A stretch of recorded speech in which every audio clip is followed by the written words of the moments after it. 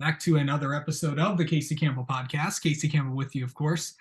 Pleased to be joined by one of the finalists for the 2023 Kulwicki Driver Development Program, Haeden Plybon. How's it going, man? I'm good. How are you? I'm doing well. So you're a finalist again. So how did you find out? Well, I was at work actually and hadn't been on my phone for a couple hours, and you called me, let me know. I was pretty stoked about that. I don't know how I missed it, but I'm glad you finally told me. So it's pretty exciting. Yeah. So full context, I did my congratulatory calls to all the finalists, and obviously setting up this interview as well. So obviously Haeden was busy at work. Right now, it's where he's currently at. So yeah, so that's how that happened. So just talk about like what it means to be back in the program and what it means to be a finalist again. It's a great honor. I mean, just after what I learned last year with the program and how it changed me as a person and helped me for the better, I feel like I'm glad I get another year at it and another year to learn more about what I can do locally and for the racing community as well. So I'm glad I get another shot and hopefully I can take home that Kulwicki Cup. Yeah. So just kind of talk about like, some of the biggest things that, you learned last year because you learned a ton being in the program in year one. What are you going to do in year two? What have you learned in year one that you're going to take to year two and possibly do more?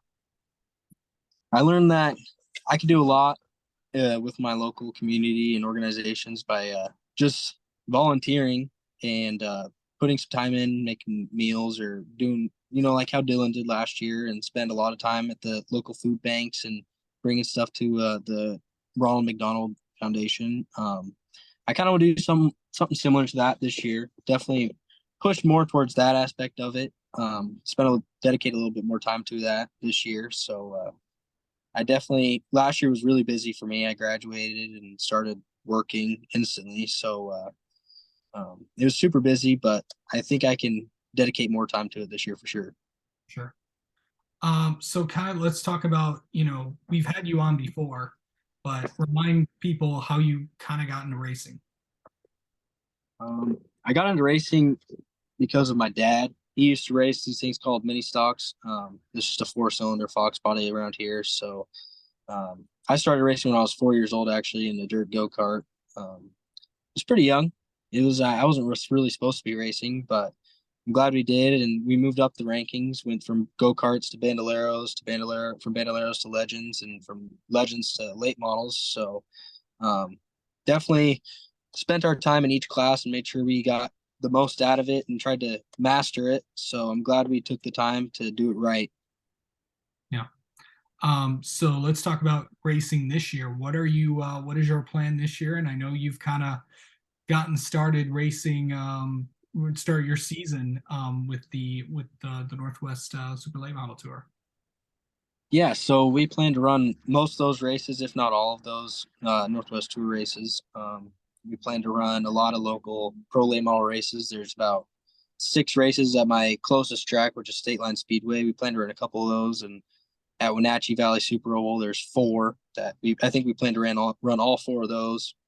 Um, Hermiston Raceway has a lot of pro late model races, so definitely a lot of pro late model racing. Not too many super late model races. There's a big $20,000 to win race at Wenatchee, but other than that, I just kind of travel wherever and find what we want to do.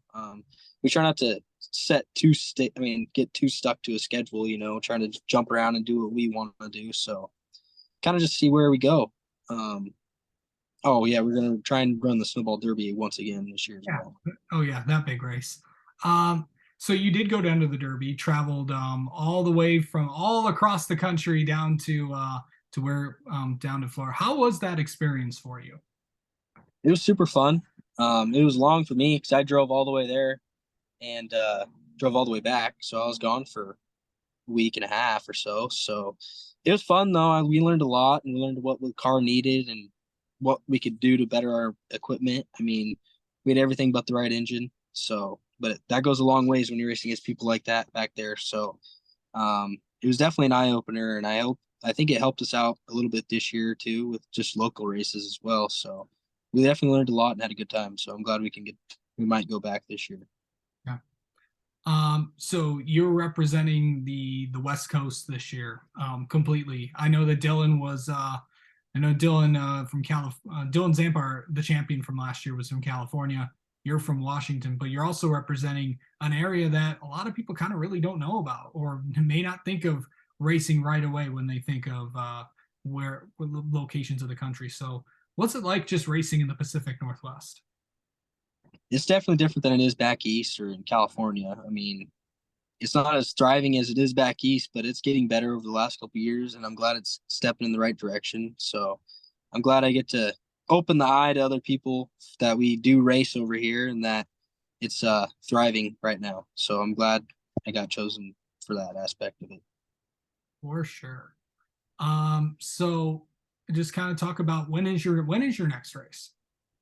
My next race is not this weekend, but it's the following. It's a Friday, Saturday race. I'll be racing our pro late model on Friday, and then it'll be a Northwest Super Late Model Tour race on Saturday. So it should be a good weekend, and we've swept that weekend 2 years ago now. So hopefully we can do that same thing again.